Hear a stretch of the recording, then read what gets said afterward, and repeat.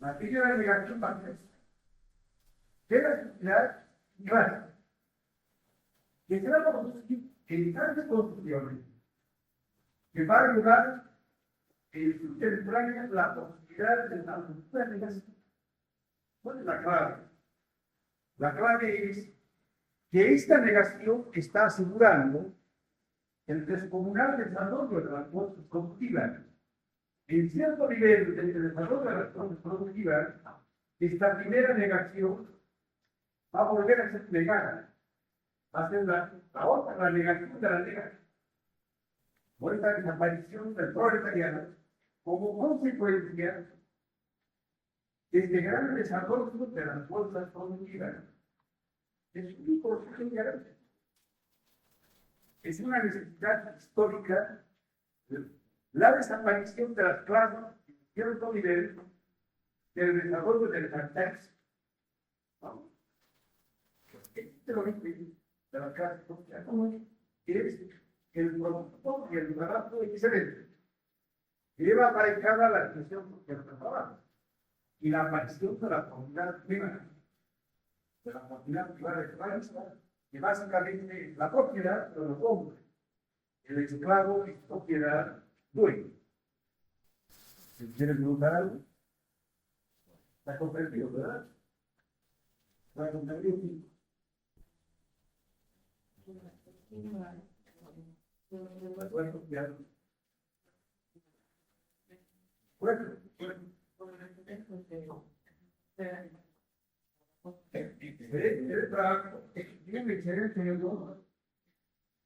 Porque si tú solo trabajas para alimentarte, no puedes tener un plan. Entonces, claro, el Estados Unidos hubiera sacrificio del todo el plato de goleada. No, el esclavo por encima de toda la comunidad. Entonces es necesario romper la primera forma de propiedad, la propiedad comunal, la privada o la propiedad privada. Y es una forma con los hombres del planeta. Esa es la forma en que aparecen las clases sociales. Está acompañada por la división del trabajo y por la adición de la propiedad privada. La división social del trabajo. Bueno, perdón,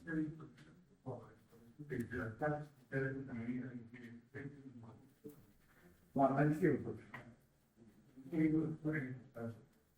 Cuando las clases productivas llegan a un extremo tal, que hacen un libre la sustitución de la propiedad privada a través de la conquista o la propiedad privada. Este crecimiento de las fuerzas productivas y esta propiedad comunal, una nueva propiedad comunal igual que el político, van a obligar a desaparecer al poder medio soportable. Esta es la última reforma. Entonces, el crecimiento de las fuerzas productivas van a permitir para la existencia de nuevas relaciones de producción entre los dos sectores de México. Bueno, las clases sociales en este momento, intelectual hasta ahora, el capitalismo, viven distintos. Como dice el manifiesto comunista, siempre han habido explotados y explotadores, pero ahora ya no se puede. Las clases para cada sociedad o para cada mundo, una determinada forma clásica. Las clases aparecen históricamente. También desaparecen así en el desarrollo histórico. ¿No? Mira, por otras clases. Porque no ahora tenemos al proletariado como una sociedad que nos da propias lógicamente. ¿Cuál es el conjunto? Porque las clases sociales varían de forma. Porque una clase aparece en esa pared. ¿Cuál es la razón? Las clases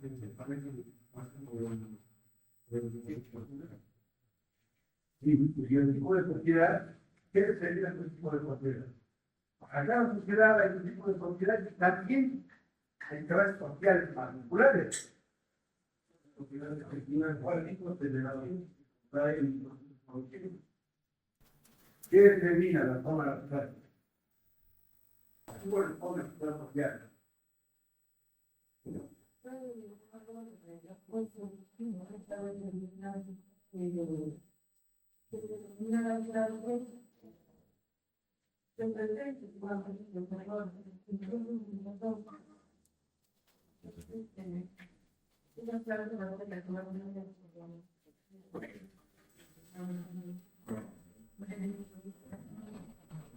Ustedes no tienen que olvidar que el factor determinante y la moralidad que hace la sociedad y de factores tampoco están determinadas por el grado de las cosas. Comprobamos que a un determinado grado de desarrollo de la productiva corresponde un modo de producción particular. Y por tanto, manifestaciones formales particulares de la misma clase. Para cada sociedad corresponden determinadas clases. Las clases sociales aparecen y desaparecen, constituidas por otras. Tanto la historia de la humanidad, la construcción de los dos, también puede decir que es una suspensión de las clases sociales. No. Pues más que inventó intercalidad de la siguiente cosa. Él dice, yo no he descubierto las clases sociales porque esa descripción de las clases sociales fue realizada por economistas y por los historiadores mundiales. ¿No? Desde Adam Smith hasta Chávez. Todos los investigadores mundiales ya hablan de la lucha de clases y de las clases.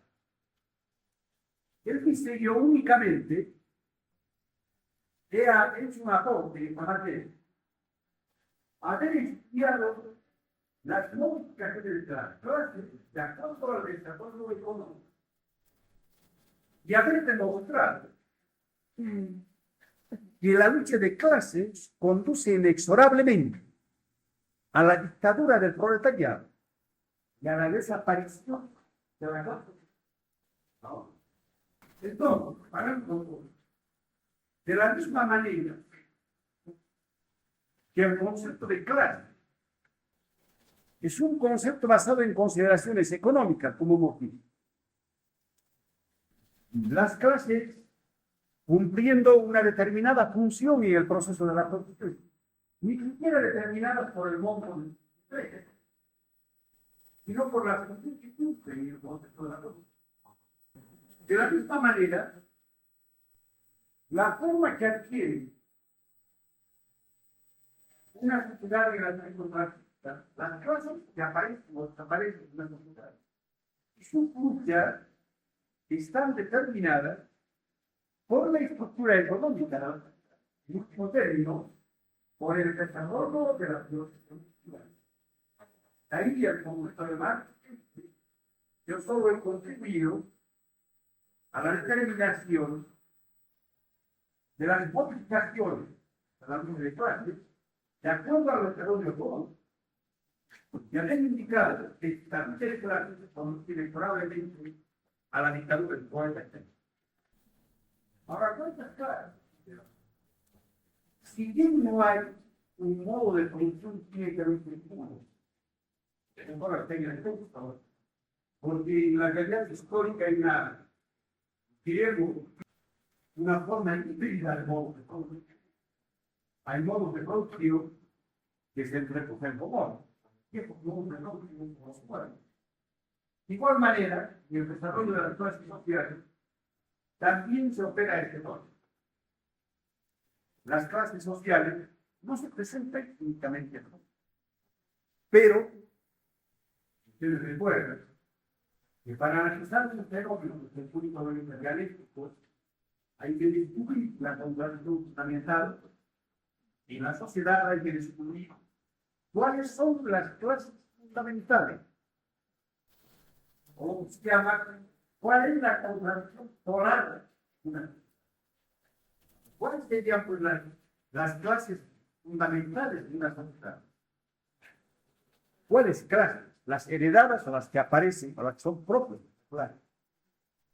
¿Cuáles son las clases fundamentales? Son propios de una determinada relación de producción. ¿Por qué? ¿Por qué? ¿Por qué no las anteriores? ¿Cuál es la razón? Porque lo que determina, es decir, el papel fundamental de una sociedad desde el punto de vista de las clases está determinado por la relación de producción. Por ejemplo, ahora con la división de los medios de producción y los puestos de trabajo han aparecido las reflexiones del proletariado. Representando qué, cómo. ¿Por qué va a ser pues, el proletario de la burguesía la contradicción fundamental y por qué no el campesinado y la burguesía? Porque la burguesía y el proletariado representan a las dos clases fundamentales dentro de la relación de producción establecida. ¿Pero por qué? ¿Por qué? Porque si tú simplemente dices así, estás exactamente en el eslogan. ¿Cuál es la razón? ¿Por qué? ¿Por qué no es el campesinado la burguesía? La masa mayoritaria, más pobre, etcétera. ¿Por qué va a ser el proletariado minoritario y la burguesía? Porque la producción También produce fundamentalmente tiene que haber una explicación. Si no es una cuestión caprichosa. Efectivamente, porque tiene simpatía a la clase obrera, es de la clase fundamental. Entonces, o el campesinado es más pobre y más explotado. Esta es la conclusión, que no es el criterio del monto de ingresos que determina la clase, no el lugar que un puede ser el proletariado, es más dinero que la clase de ellos que trabajamos. Actualmente, la remuneración por su trabajo del obrero es mayor que del campo. ¿Por qué razón?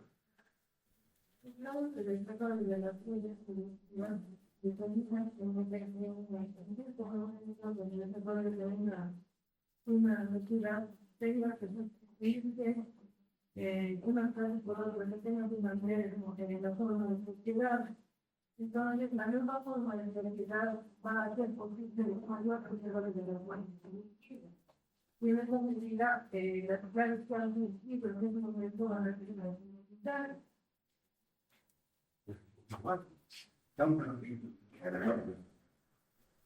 Yo les digo que la contradicción fundamental en la sociedad son las fuerzas productivas que van. Relaciones de producción. Ese es en materia de estructura económica. Ahora, la expresión social de esta realidad económica se traduce en una determinada clase social representando base que actualmente productiva no ahora el proletariado. Es decir, es simplemente la expresión social de la fuerza social se expresa como proletariado, que además es parte integrante y fundamental de las fuerzas productivas. Y las relaciones de producción están internadas en el propietario, que nace con estas relaciones de producción. La forma de determinada de propiedad crea con la burguesía. Es por eso, porque es la expresión social de la contradicción fundamental de la sociedad. No es ninguna otra consideración. ¿No? Bueno. Pero además de esta, estas clases sociales extremas, polares, como se dice en lenguaje italiano, y que tienen una implicación. ¿Qué son los extremos contradictorios? Y el concepto de dialéctico, ¿qué hemos dicho que son? Los extremos polares. ¿Qué naturaleza tienen? Sí, claro, eso no. ¿Pero qué? ¿Qué son? Extremos de clase. Exactamente aquí que fue la concepción de la unidad de los contrarios. ¿Qué son los contrarios extremos? ¿Qué naturaleza tienen? ¿Qué naturaleza tienen? Bueno, Que uno va a existencia del otro. claro, uno condiciona al otro, pero además, ¿qué son? ¿Excluyentes o qué? Son excluyentes. Es una contradicción irreconciliable. No hemos dicho que su forma normal de existencia es fluya, no puede reconciliable. Porque hay otras contradicciones que no son irreconciliables. Por ejemplo, la contradicción que existe entre el campesinado y el proletario ahora. Son clases diferentes, pero no son diferentes. No son. Entonces hay clases fundamentales en la sociedad que a futuro son excluyentes, irreconciliables. Es esta contradicción fundamental. Las clases fundamentales de determinada sociedad, que son las clases que más con esta sociedad, que está encarnando esta contradicción básica. Porque si esta contradicción después se establece la luz, el equilibrio precario, su gobierno, pudiesen todavía conciliar, significaría que las fuerzas productivas pueden desarrollarse libremente con la propiedad privada. Esto sería inconcebible en la labor.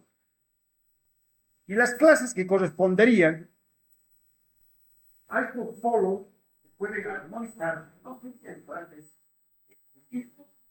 ¿Comprenden? Entonces, las clases fundamentales son polos excluyentes en la contradicción. Pero hay otras clases heredadas del pasado. Y además se van a mezclar con las clases nuevas. Son, por ejemplo, las capas campesinas heredadas del pasado, que no están en contradicción excluyente con el proletariado. Y a veces queda con la mujer. Porque si hubiese un proceso capitalista, este campesinado se extinguiría. ¿En qué se extinguiría el campesinado si hubiese un desarrollo capitalista? En un sector que se convierta en capitalista en gran propietario. Y El burgués, que se apropia la tierra. Y el otro, en otro sector que se convertiría en proletario. ¿verdad? Los expropiados de propiedad serían los proletarios.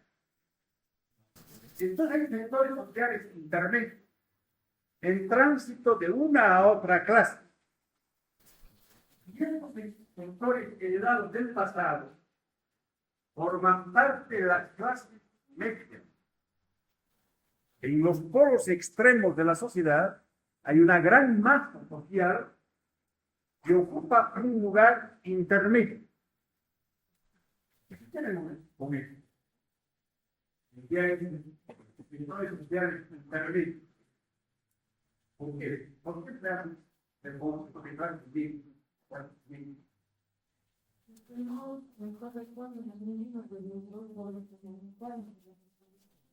Sin embargo, no conforme, pero participando con los rasgos de ambos. Ya hemos dicho, pues, ¿cómo aparece el capitalismo social? ¿Cómo aparece? Hemos explicado en la clase anterior. ¿Cómo aparece el capitalismo? Cuando se produce la Para que ustedes se entiendan, pues, no son las clases medias, no lo van a poder entender. Ustedes no van a poder clasificar, se van a llamar proletarios intelectuales.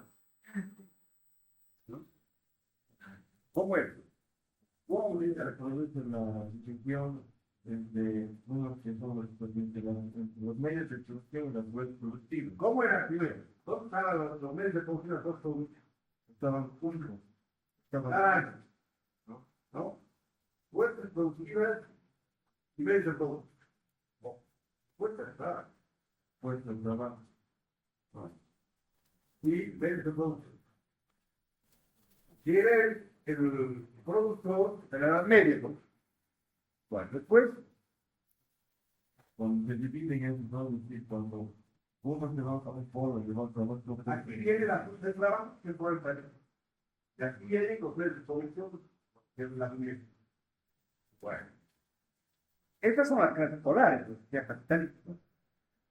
Y en medio está la clase media, que es una clase oscilante, que puede participar de los datos de alma, puede reproducir en alguna forma esta unidad de fuerza de trabajo, medios de producción. Esas son las clases medias, ¿no? Las clases medias, tomamos en cuenta el capitalismo, puede ser de dos orígenes. ¿Cuál es el origen de las clases medias en la sociedad capitalista? ¿Doble origen? ¿Cuál es?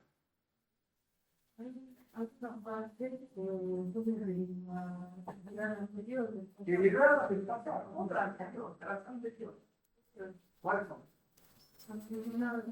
Pues, el Paulista del Estado de la Tele.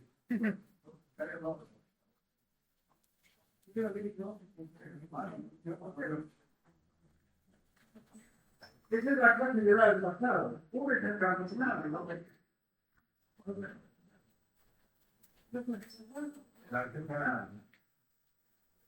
Pero asimismo hay otras clases medias que van generando la profesionalidad. En la capa de los tecnócratas, ustedes están estudiando para ser familiares. ¿Por qué ustedes no son voluntarios? Porque a veces toman votar por jóvenes. Porque entonces, no debe ser un cuanto de trabajo para también en la organización, que se pone trabajo. ustedes qué hay. ¿Cuáles tienen buena respuesta de trabajo? ¿Qué dice? Hemos dicho que la relación de la clase, una clase de tres, una clase con otra, arranca de su relación con este otro. ¿Qué quiere decir? Pues, ¿por qué contigo? Tiene ingredientes de otro.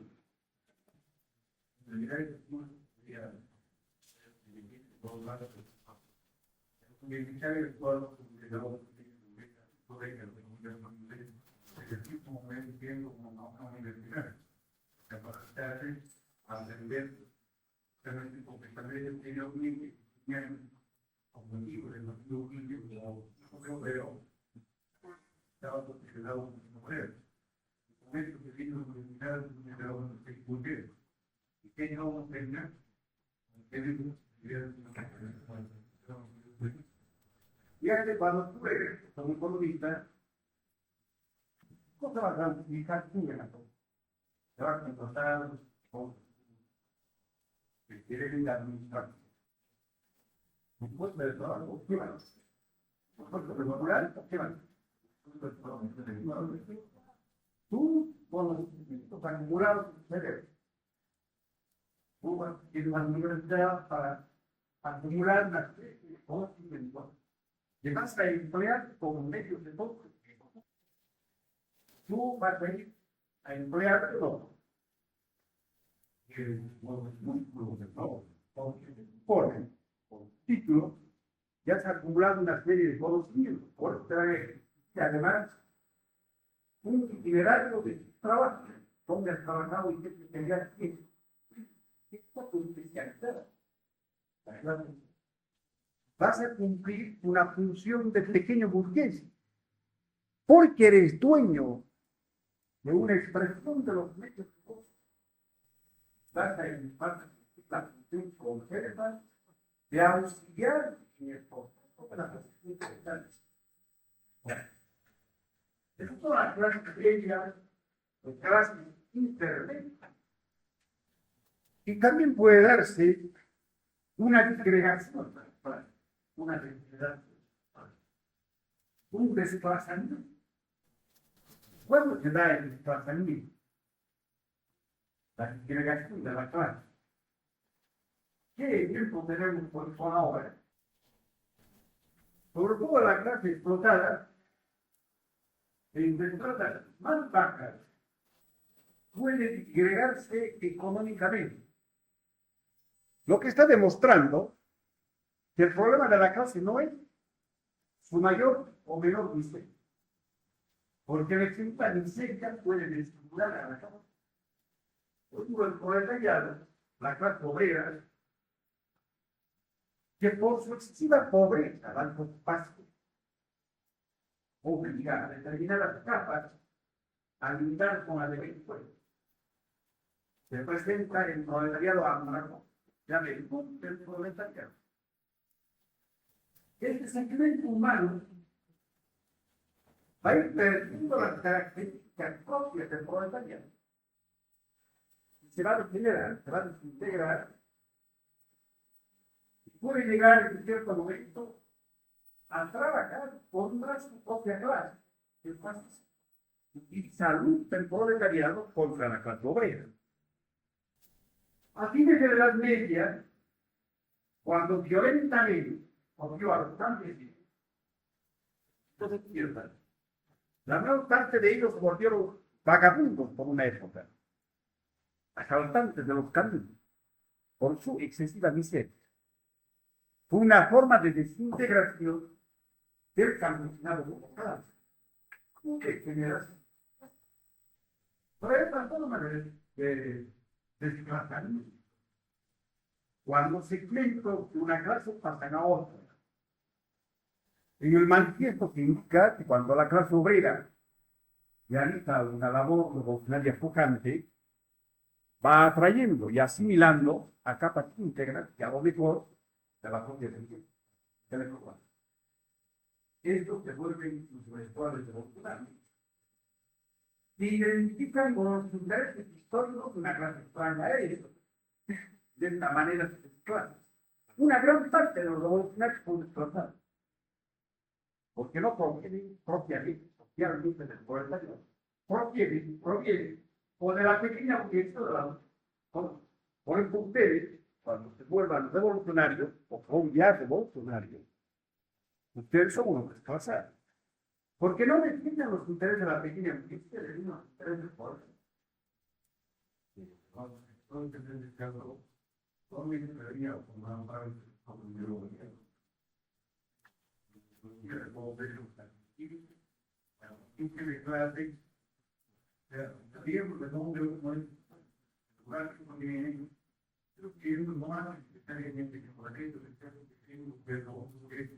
No puede dejar de participar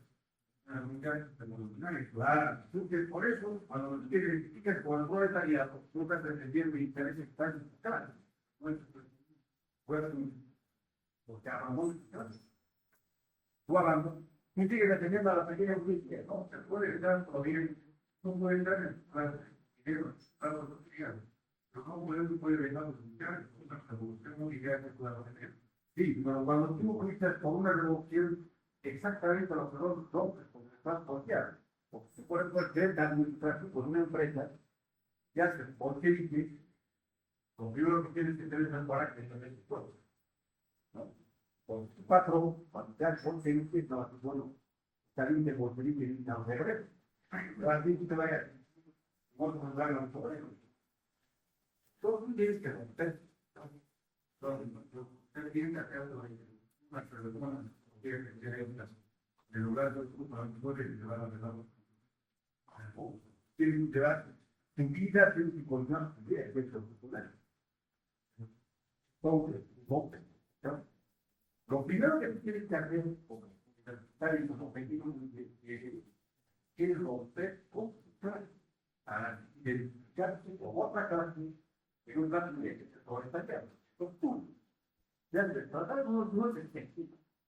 Quiere decir no más que tú, biológicamente has pasado a otra clase. Juan Perdido de la clase. Porque si tú quieres ser revolucionario, llevar la cita de burgués o pequeño burgués, que es una tremenda cosa de ya por puedes tener abonado para el OPI, para el resto del equipo, para los clases que hagan a costar el estilo, los momentos mundiales de la sociedad, te atrapan y te obligan a abandonar y actuar como. Por eso que antes, cuando ellos actuaban en Alemania, hubo una gran afluencia, cuando fue en 52, una gran afluencia de intelectuales al Partido Revolucionario. Ellos estaban en la actual. Entonces la concedió una carta amigo ante esta gran afluencia de intelectuales burgueses, debemos tomar una serie de reservas. Impedirles que vayan a los cargos de dirección y probarlos generalmente. El evento que va al campo de ambulante, un burgués, un pequeño burgués que quiera luchar. Pero hay que asegurarse de que sea capaz los textos. Por ejemplo, tener el coraje de cortar su cadena. Como pequeño burgués intelectualista. Porque eso determina tu forma de cómo se entiende, como no, café. El obrero, ¿no? El obrero, de una manera natural, inclinado al porvenir, clase. Porque él no va a ser para empezar. Mira, él va a ser obrero. Lo más que puede cumplir un aumento salarial en muchas países, a través de la luz. No puedes recurrir a la huelga para llegar al empleo. Tienes que vincularte con la clase dominante. Mostrar en todo tiempo, pero tener la complacencia de los jueces de la paz. Fíjate la forma diferente de experiencia entre el pequeño burgués y el obrero. Entonces, el gobierno también directamente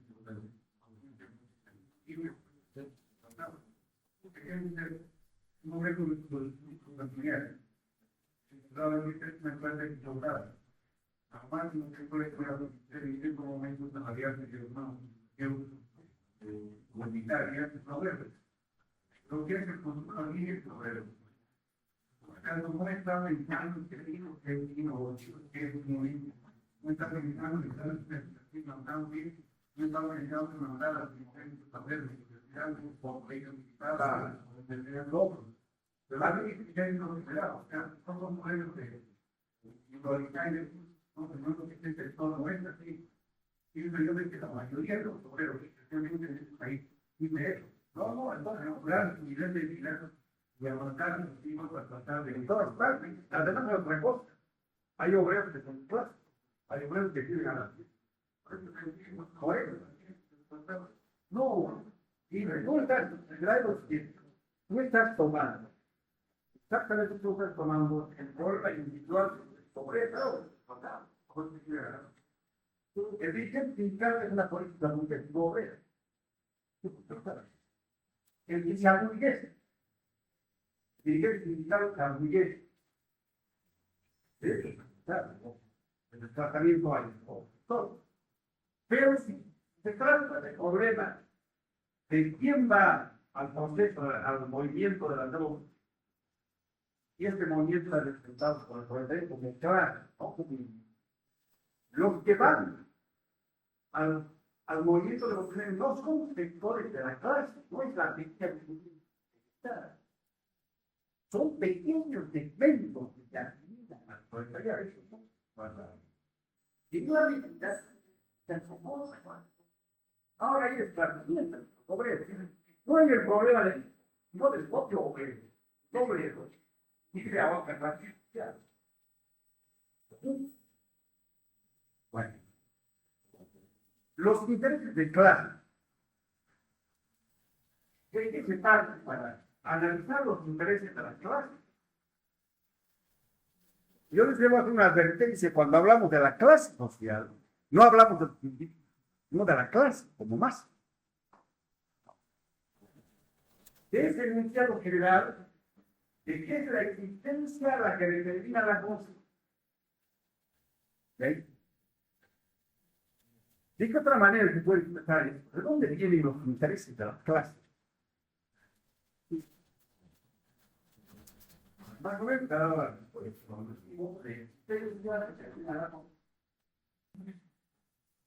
en general, inmediato, etc. Todos los intereses. ¿De dónde brotó esto? Del medio donde se desenvuelve el hombre. Claro, pero ese medio es concreto para mí. Claro. ¿Qué quiere decir? Claro, solamente cuando vemos la clase, vemos el futuro. Después vemos los diferentes individuales investigados. Como un individuo, lo veo, el proyecto, no puedo poner el rostro. Digamos, yo conjunto la comunidad privada. ¿En qué es?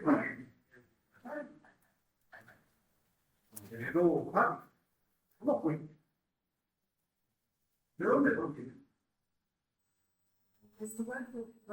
Exactamente, eso es pues la existencia. ¿Cómo produce sustancia? ¿Cómo produce sustancia? Esa es la. En eso se traduce el lugar que ocupa en el proceso de la producción. ¿Cómo produce vida social? Esa es la existencia. De ahí arrancan todos los intereses de las clases y va a arrancar también la posibilidad de su concepto. Pero grande en la clase. Veamos a las clases sociales en Guatemala que arrancar su concepto. A ver, tú, ¿de dónde vienen los intereses de las clases?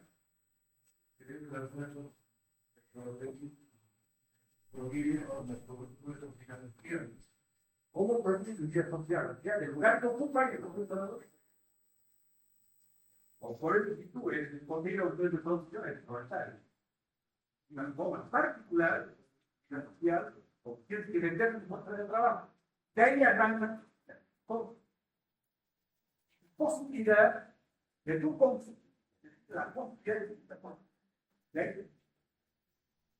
Para la aplicación industrial en materia histórica, la existencia determina la actualidad, o es la conciencia la que determina la existencia. Ese es el objetivismo. ¿No? Bueno. ¿Cuáles son los intereses? De dos tipos. Los intereses inmediatos y los intereses históricos o mediatos. ¿Cuáles son los intereses activamente inmediatos? ¿Por qué?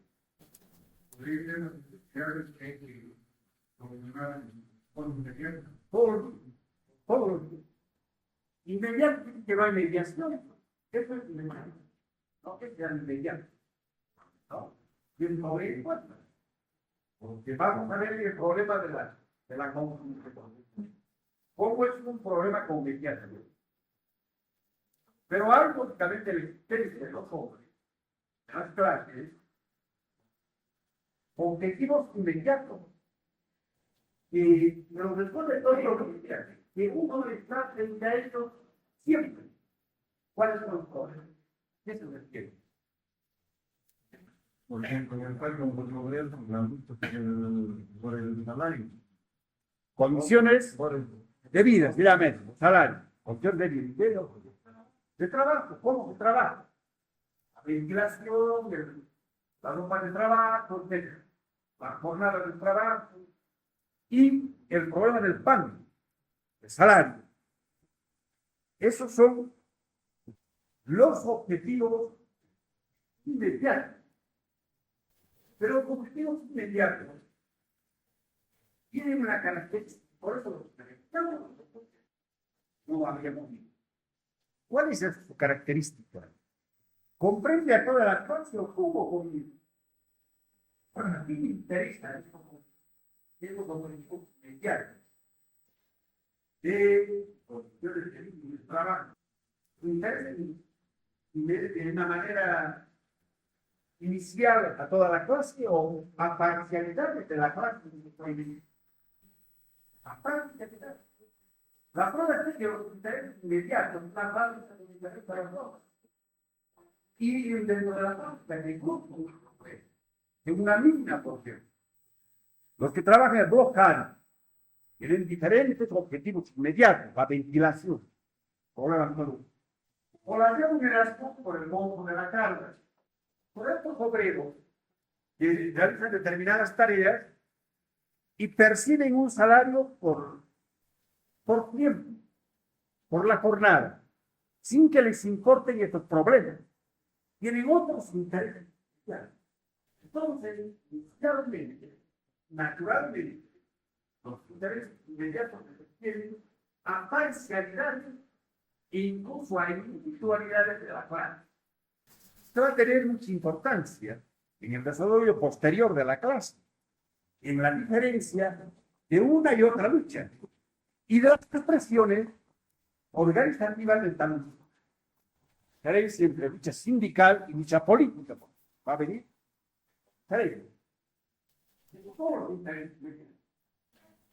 ¿Por qué no notan ustedes que se refiere además a parcialidad de la clase? No quiere decir que sea una cuestión definitiva, pero sí que es una clara. Que hay conflicto, naturalmente, van a necesitar ese concepto. Y los otros son los intereses históricos o mediáticos. ¿Qué es eso? Intereses históricos o mediáticos. ¿Cuál es eso? O intereses históricos o mediáticos.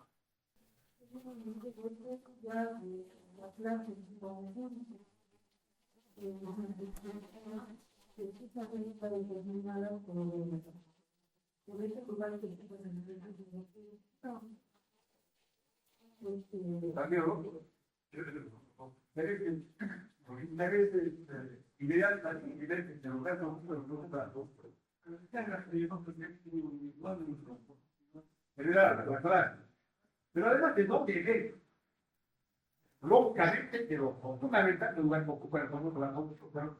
Ya.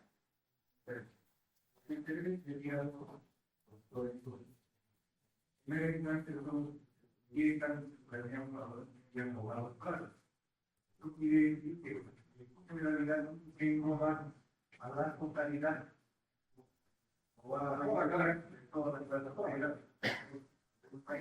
es el objetivo a largo plazo. Pero además porque las otras tareas inmediatas están planeadas en nuevas áreas que determina estas tareas. ¿Y qué entendemos cuando decimos una tarea histórica? ¿Qué otro concepto le damos? ¿Qué otro concepto le damos a una tarea histórica? ¿Qué otra destinación le damos? Lo que emerge del desarrollo de la sociedad. ¿Qué otro nombre tiene? Se llama una necesidad histórica. ¿Qué quiere decir necesidad histórica? Van a culparlos a tormentos tanto. Es para que ustedes puedan comprender toda la confusión que tenemos en este concepto. Para romper un poco el hábito que tienen.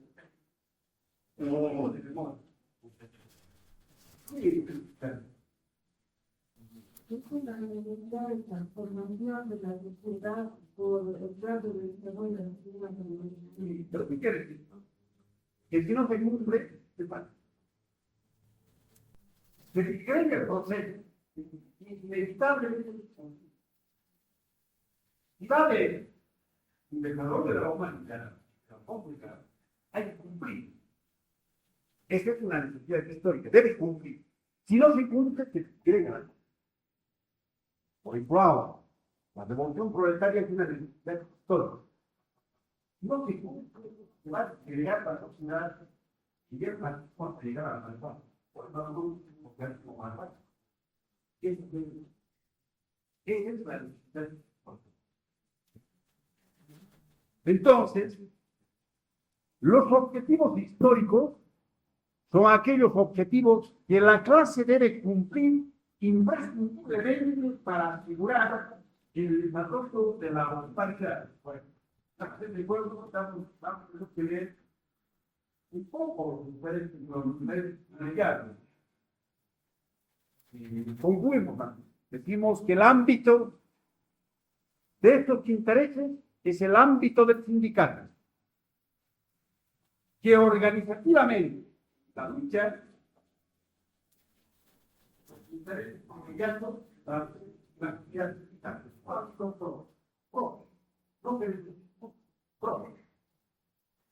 vamos a ver el día miércoles a consulta de clase. Gracias después. Bueno, nada más. Y hemos indicado que tanto el instinto como la conciencia, no individuales, sino de clase. No hay que confundir el instinto del proletariado con el instinto individual del obrero, sino de la clase como tal, del conjunto del proletariado.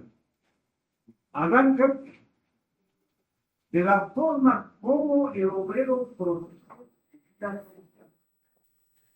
Como el obrero produce.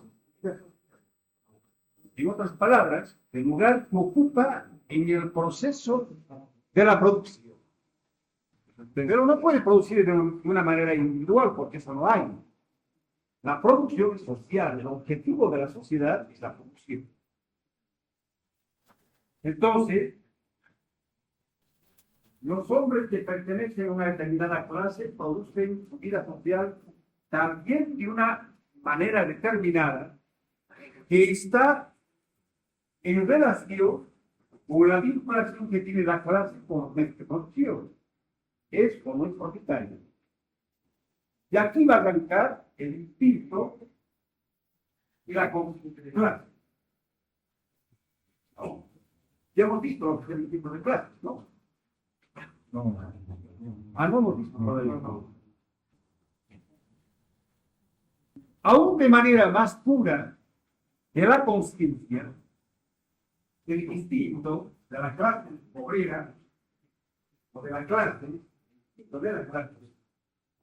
que está porque es un impulso elemental y no razonado, y es entenderlo igual que el instinto individual, o los impulsos no razonados que llevamos un individuo. Y la clase es igual. En el plano del instinto de la clase es donde con mayor nitidez se expresa la influencia sobre la clase de la forma como sus componentes producen su vida social. Por ejemplo, los obreros no letrados y con muy poca experiencia plantean en una fábrica un aumento salarial, 2 pesos por día. ¿Qué clase de lucha es esta? Una gran lucha económica, porque no puede ser instintiva, puede ser razonada. Económica quiere decir no solo económica por refiere al salario, sino económica por kilo de mercado. Tampoco. ¿Por qué se dice económica? Pero a la vez no toca. No plantea la diferencia de los consejos que están haciendo la clase humana. Pero ¿por qué no plantea la cuestión económica o política? Pero ahora mismo, por ejemplo, cuando plantea el mismo lucha económica, se está planteando un aumento salarial, pero también a la vez se está planteando ya una lucha, me parece, por la plusvalía, por apoderarse de una parte más de la plusvalía. Por romper de una manera u otra un poco de explotación, digamos, pero de manera económica no es una mayor que todo puede dar en el momento que sea ocupante, una lucha política. Todo aumento de salario pues, es una disputa por la plusvalía, siempre. Quiere decir al patrón, en bolsa de tener un ganancia. Tenemos una parte de nosotros, salarial. El patrón a su turno va a hacer un manipuleo de la moneda y va a decir al obrero, yo le quito una parte del salario para tener más ganancias. Esa es la lucha de clases. Bueno. Sin embargo, esta es una lucha económica, no porque es salarial. Hay una razón más importante. Ninguno puede decir por qué es lucha económica. No, porque es parcial. Fíjense, porque es parcial. Es el concepto de economicismo que desarrolla Lenin y el que hace la lucha economicista contra un biologista puramente sindicalera, puramente sindicalista, limitadamente sindicalista, es la lucha parcial. Un segmento de la clase obrera contra otro segmento de la burguesía. Una fábrica contra el patrón. Eso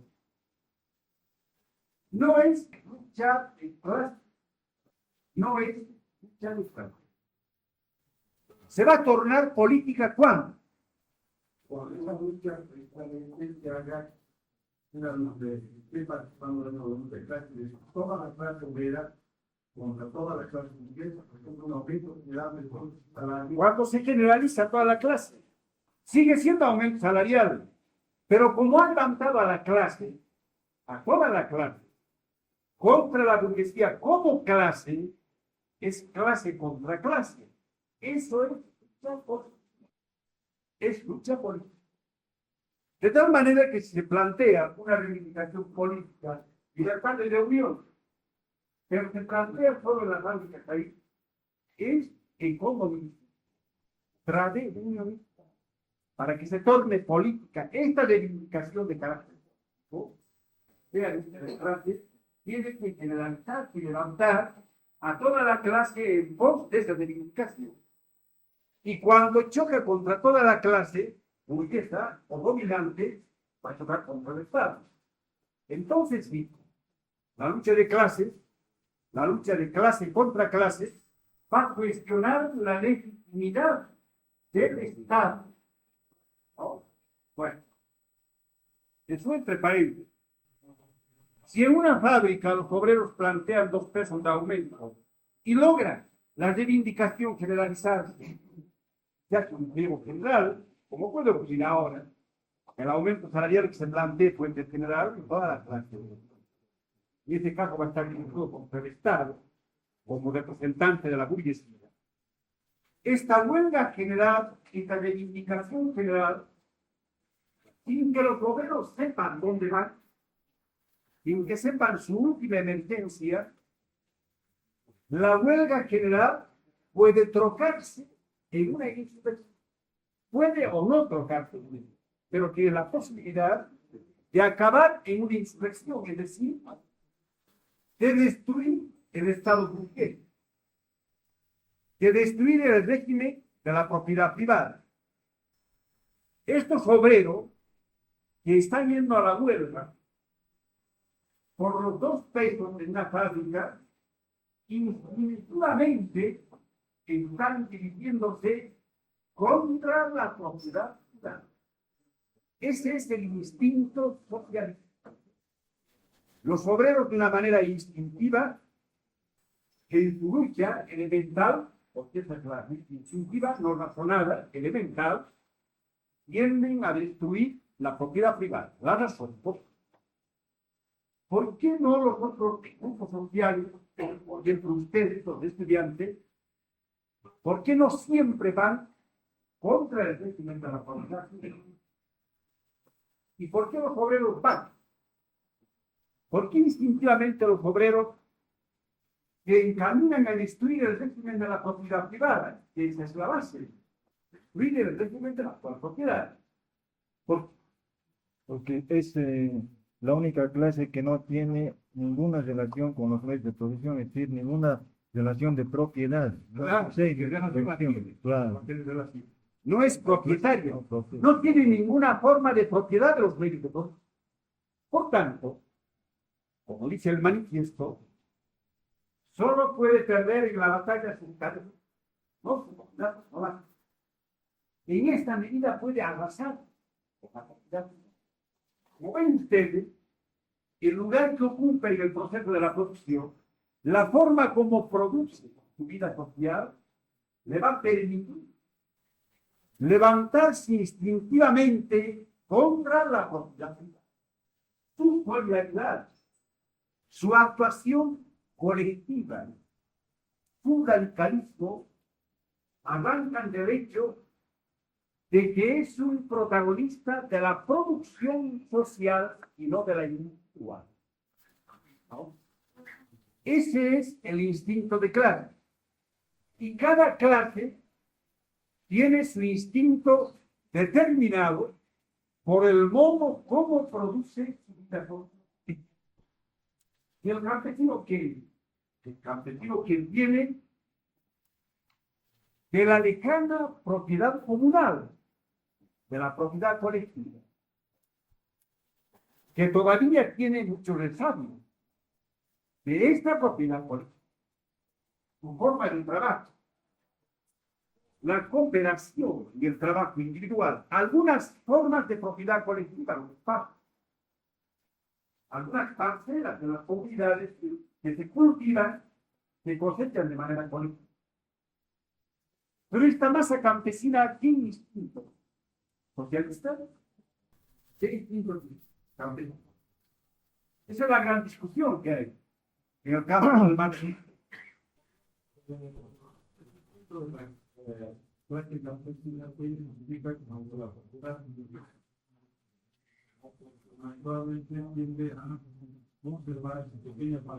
Su pequeña parcela no es exactamente que la propiedad burguesa. La propiedad burguesa es la concentración de la pequeña propiedad. La propiedad burguesa ha aparecido por la expropiación de la pequeña propiedad. Tiene un instinto conservador y no socialista. Tiene un instinto contrario al instinto socialista. ¿Por qué? Porque es propietario de la pequeña parcela. Y porque aunque utilice las formas de cooperación de una manera excepcional en su trabajo, básicamente es un productor individual. Bueno, la conciencia de clase. ¿Pero qué no entienden de este planteamiento? Sí, tú.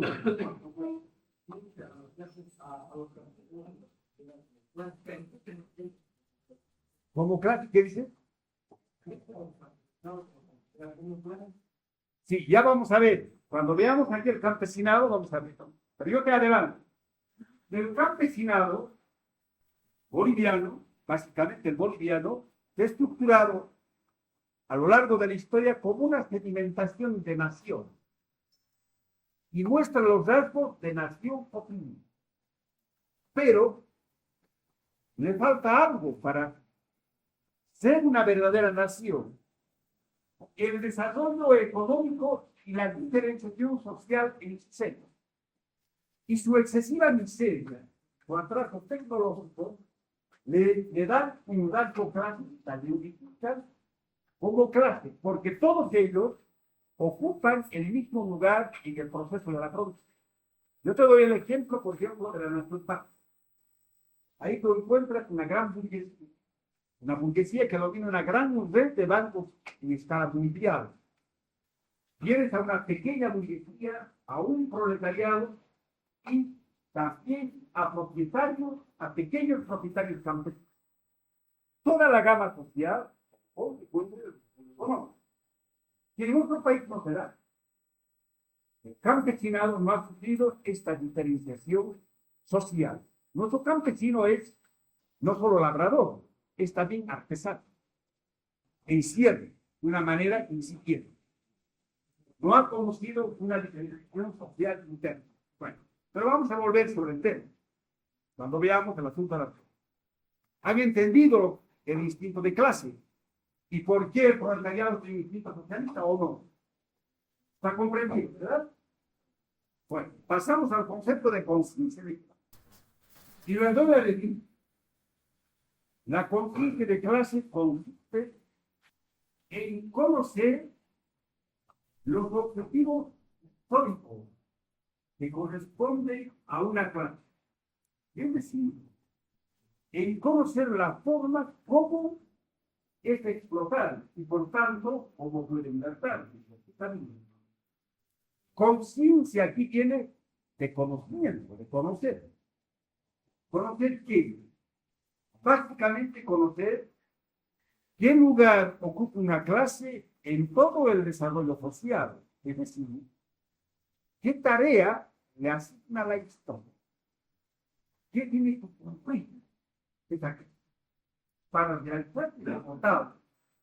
En su momento, la burguesía revolucionaria tuvo que destruir la propiedad feudal e instaurar una sociedad basada en la propiedad privada de los medios de producción, en la gran propiedad pública. Esa fue su tarea histórica y la cumplió a plenitud. Al realizarse la burguesía, estructuró la sociedad burguesa, democracia, su Estado, etcétera, etcétera. Su ideología, sus ideas sociales, políticas y económicas. Esa fue la misión que le asignó el desarrollo de las fuerzas productivas a esta clase. A su turno, esta propia sociedad, en un nivel más elevado de desarrollo, le asigna determinadas tareas últimas, históricas, al proletariado.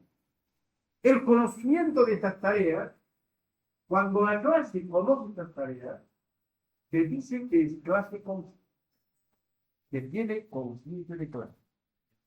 En gran medida es conocer, es autoconocer. La clase tiene que saber lo que puede hacer y cómo va a hacer, cómo va a cumplir las tareas. La clase, cuando es por instinto, se llama clase en sí.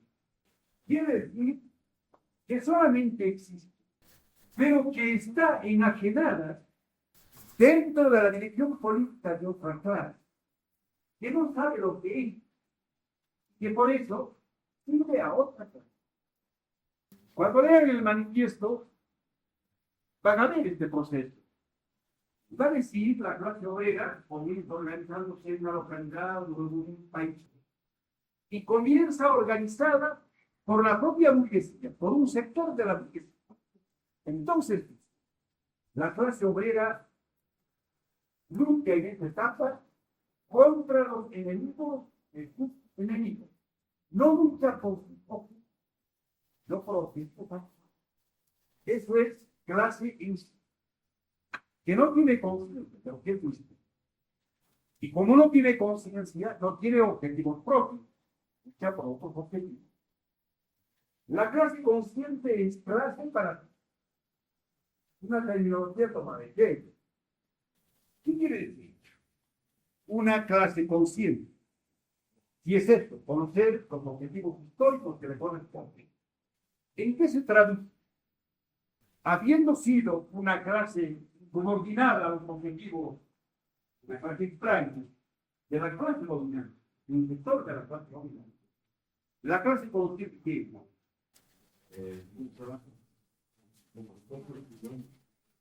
es una clase emancipada, ideológica y organizacionalmente, de las otras clases. Una clase emancipada. El proletariado, antes de hacer la revolución, tiene que comenzar por emancipar.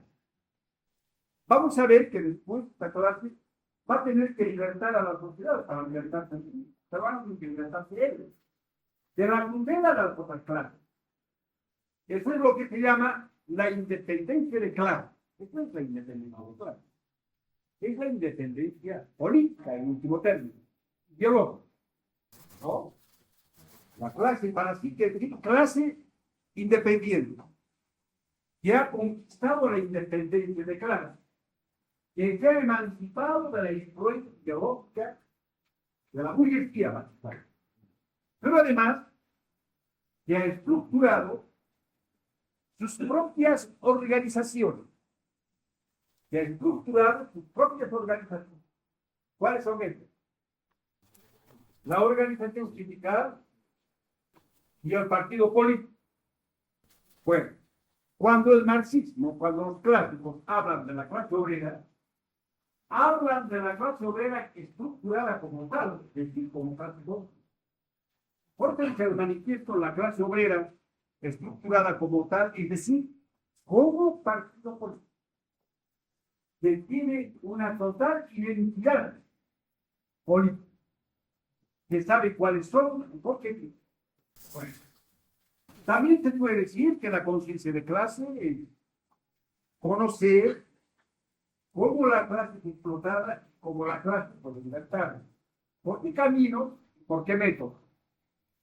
Porque no podría haber una clase consciente, independiente y organizada de una manera diferente a la clase dominante y a su no hubiese descubierto propios métodos en el transcurso de su formación.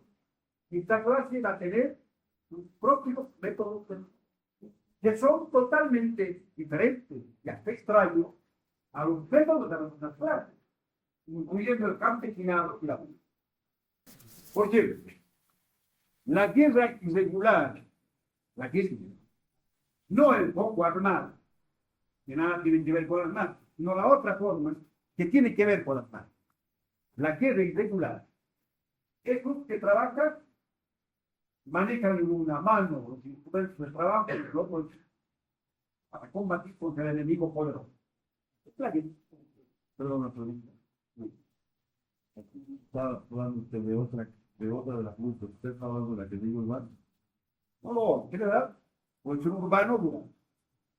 En general, la guerrilla es aquella expresión armada de la actividad de la mano en la ciudad o por la ciudad, ¿no? Bueno, ese método, ¿quién lo inventó y la historia? ¿Es obrera o no? La guerra irregular, ¿quién? ¿Quiénes usaron por primera vez? ¿De cuándo viene la guerra irregular? De siempre. De siempre. Es una creación campesina. Se puede usar la proletariado, pero no es un método propio. ¿Cuál es el método propio de la clase obrera? ¿Qué método inventó la clase obrera? Es un método de lucha que desorientó a los marxistas, porque las dos partes se declararon contra él.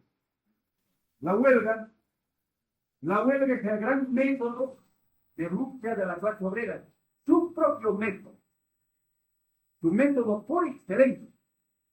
La acción directa de la clase obrera tiene un punto culminante en la huelga. Acción directa quiere decir que la clase obrera toma en manos un problema y lo resuelve él, de espaldas al ordenamiento jurídico y a las autoridades. El Parlamento es un método propio ideado por la burguesía, no por el proletariado. Puede o no puede usar la clase obrera este método que ve. Pero esta clase, al estructurarse, va creando sus propios métodos de lucha. Ahora, ¿qué relación hay entre instinto y conciencia? ¿O existe una disputa entre ellos? ¿Alguno puede explicar si hay algo? ¿Qué vinculación hay entre instinto y conciencia de clase? Yo creo que en la medida en que la clase obrera emplea, por ejemplo, el método de la justicia, el instinto viene a actualizarse inmediatamente, porque el instinto es, digamos, el impulso que se da, o la tendencia de la clase para destruir el ordenamiento público. Pero también puede darse con la conciencia, pero obviamente se da de la actividad. Pero en América se la lucha de esta lucha puramente van a presentar. Pero de esta manera, el instinto toma como se trueca. Ustedes vuelvan a plantearse el problema de la unidad dialéctica y consciente, ¿no? Extremos polares de esta unidad interaccionan entre sí y uno puede trocarse en el otro. El instinto puede trocarse en todo. Y en la práctica histórica se trueca en todo. Porque no podría darse el conocimiento de la explotación y de la liberación de la clase, y menos podría darse el conocimiento de las tareas históricas si la clase no tuviera cierta experiencia acumulada en su vida elemental de justicia. Entonces, la acumulación de la experiencia en la lucha economicista tradicionalista, que es la ley mental, en cierto instante se va a trocar en otra cosa. Se va a operar un salto cualitativo. Se va a trocar en conciencia. Pero para que se dé esa transformación del instinto en conciencia, tiene que haber la mediación de la teoría revolucionaria, de la lucha individual nunca va a poder elevarse al nivel de conciencia tóxica como simple expresión elemental de la actividad de los esposas, sino como experiencia que se transforma en conciencia a través de la actividad de la ciencia social, de la teoría revolucionaria, del marxismo. Vamos a explicar para que ustedes entiendan esto. A ver tú, ¿cómo define el marxismo? Para Trotsky, Porque ahí está este problema. el marxismo para Trotsky está definido como la explicación, digamos, consciente del inconsciente proceso histórico. Trotsky dice el marxismo es la realización consciente, es decir, teórica, científica, del inconsciente proceso histórico, es decir, de las leyes ciegas y elementales de la historia. Después te agrega, es decir, ¿qué va a salir? Es la explicación teórica, digamos, científica de cómo el proletariado lucha instintivamente por destruir la propiedad privada de los medios de producción, que es la base de la sociedad. Es decir, de la tendencia elemental e instintiva de la clase obrera por destructurar la sociedad sobre bases comunes. Exactamente lo podemos explicar. Vale la pena que ustedes desarrollen esta definición, que no es el marxismo en su integridad, porque no es materialismo dialéctico, sino materialismo. La aplicación a los dos.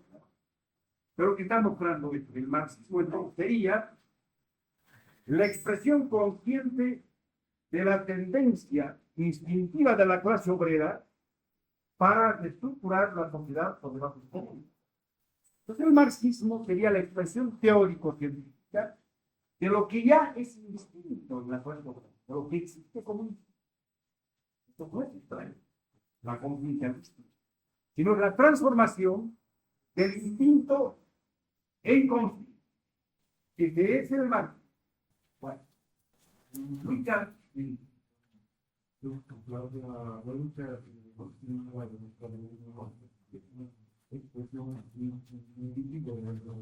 considerada así en profesional, porque en la práctica puede estar muy teñida por contenido político.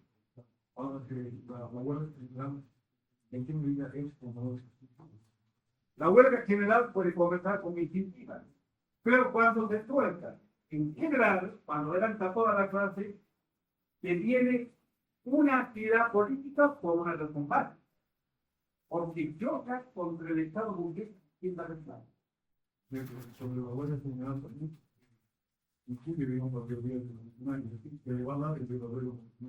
lógico, porque va a ser el momento en el cual la clase obrera va a comprender qué función cumple el Estado, en la función de opresor, de la clase dominante, al servicio de la clase dominante, totalmente derivada, chocan e instaurar un poder, el poder opresor de la clase dominante. ¿No? Por eso es política. Y eso es posible porque es clase contra clase. En general, instrumento de la clase obrera contra la clase burguesa que maneja el Estado para destruir a un huelguista. Bueno, lucha de clases y lucha política. Ya hemos visto. Para nosotros solo hay lucha política cuando se da como expresión de la lucha de clases. Y lucha de clases quiere decir clase contra clase. Pero y las luchas parciales, ¿qué son? No son luchas de clases. Son parte integrante de este proceso de la lucha de clases. Pero todavía no es la expresión política del choque de obreros burgueses. Y no son etapas intermedias que van a desembocar en la lucha de clases cuando se generaliza. ¿No? Así entendemos la lucha política. El ámbito normal de la actividad instintiva y elemental es el sindicato. Y de la lucha conciencia política el partido político. Por ejemplo, la clase obrera organizada como clase, es decir, organizada en partido político. La expresión acabada de la conciencia de clase es la siguiente: que en el campo de los intereses del proletariado es el marxismo, el socialismo científico. Entonces, ¿dónde se expresa la conciencia de clase? No en la actividad desperdigada de la clase obrera, sino en la actividad concentrada de su vanguardia, de su exponente político, de su partido. En último término, de la doctrina de los humanos. Y la posibilidad de que el instinto se transforme en conciencia depende de la actuación en el seno de la clase de la teoría de los humanos. Es el factor de mediación que puede hacer el tránsito del instinto de la conciencia. Es decir, no se genera de manera espontánea en los medios obreros, sino que viene como doctrina, viene como. Veremos después, cuando veamos la teoría del partido político, cómo el partido importa la función de la clase con la como expresión de la conclusión de clase. Bueno, ahora pasamos al otro punto del programa, al cual las clases sociales en Bolivia, todos los conceptos aplicados a nuestro país. Y comenzamos por analizar la burguesía nacional. Hemos indicado que hay que entender por burguesía nacional básicamente a la burguesía europea, no a la comercial o intermediaria, a la burguesía industrial, porque se expresa mejor el desarrollo de las fuerzas productivas. Las características de la burguesía nacional boliviana pueden resumirse en su incapacidad económica y política. En su insuficiencia económica. Poco poder económico, poco desarrollo industrial del país. Eso es todo lo que la burguesía no transformó en sentido capitalista al país. Pero además no pudo estructurar el gran Estado Nacional Soberano. No que fue Estado, un Estado subordinado a los intereses de la metrópoli. Estos rasgos configuran el atraso del país. Pero que la pregunta. ¿Y de dónde arrancan estas características? Es frecuente escuchar en el campo de la izquierda que Bolivia tiene una clase burguesa incipiente y servil del imperialismo, porque es un país avanzado. Vamos a decir, ¿por qué? Porque es un país avanzado, el contexto es porque su clase dominante es totalmente inestable. Esto es imposición. Hemos explicado nosotros al indicar las características estructurales de Bolivia. La causa de los rasgos diferenciales de la burguesía nacional, porque estos rasgos muestran la enorme distancia que existe entre nuestra burguesía y la clásica burguesía revolucionaria de los siglos pasados, y conformó, ya vamos a conocer las cosas literarias. ¿Cuál es, pues, la causa de esta incipiencia de la burguesía? Ustedes deben saber responder ya, porque explicar. Yo creo que el país, la burguesía, muestra ya su incidencia por el hecho de la incorporación tardía del país a la economía mundial. Esto significa que el capitalismo se incorpora la economía mundial cuando el capitalismo ha llegado ya a un espacio de decadencia, cuando ya está en la etapa monopólica. Eso va a indicar otra cosa. Que Bolivia ya no va a poder desarrollarse como país capitalista independiente. Pero no es exactamente la realidad, porque si no yo te pondría los argumentos. Estados Unidos fue colonia. Sin embargo, llegó a generar un sistema en la gran burguesía que transformó al país en un sentido capitalista en imperialismo. ¿No? Pero en el país no tenemos de realidad. En Estados Unidos, por ejemplo, se realiza en esa misma época una revolución burguesa. En el país esta revolución burguesa no se ha dado. Prácticamente este nacimiento ha dado origen a corrientes proteccionistas, etcétera, que más que todo trataban de aislar de la economía mundial al país, mantenerlo alejado de la economía mundial. Cuando no se ha dado ese proceso de ese momento, se va a cabo una revolución burguesa. Ahora, el momento en que han tratado de hacer, por ejemplo, ya diferentes continentes han tratado de llevar, por ejemplo, como el MNF, han tratado de llevar a la práctica una revolución burguesa, era tardía cuando realmente la burguesía nacional ya estaba demostrando sus planes, no podía llevar adelante esta tarea. Claro, la ausencia de una revolución burguesa es decir, la ausencia de una dirección burguesa, el poco desarrollo de las fuerzas productivas. ¿Pero dónde arranqué? ¿Cuál es la causa última? ¿Cuál es la causa última? Bueno, yo creo que la causa última es de que este Y país... esto es explicado, ustedes deberían haber explicado. Porque es una clave de todo el análisis de la situación boliviana. Si ustedes no manejan este elemento, no van a poder orientarse muy bien. Digo de que este país ha conocido el capitalismo como una imposición desde fuera, cuando el capitalismo estaba en su fase imperialista.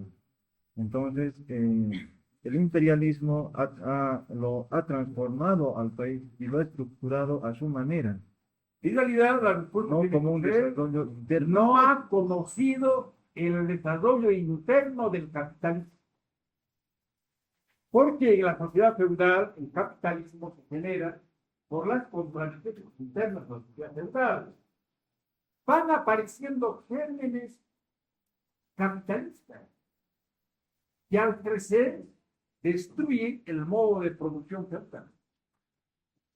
Al mismo tiempo que se desarrollan estos gérmenes capitalistas, se va generando una vigorosa y revolucionaria cultura. Por estos gérmenes materiales de capitalismo.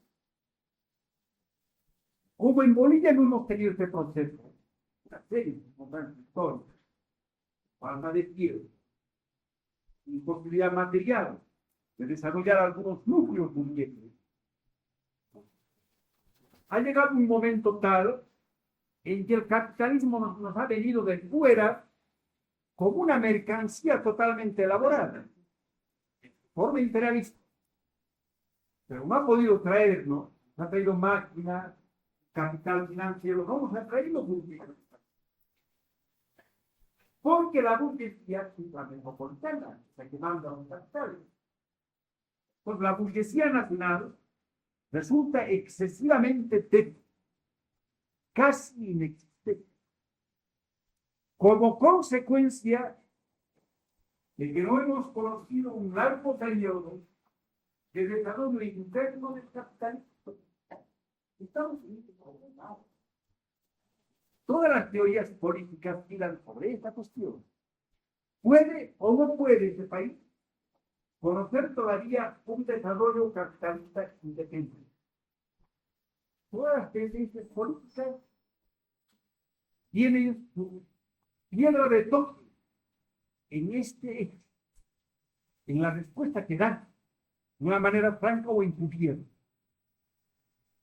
A ver, vean ustedes los programas y las promociones políticas de toda la gama, de la derecha, de la izquierda, del nacionalismo. Todas ellas se resumen en esta cuestión.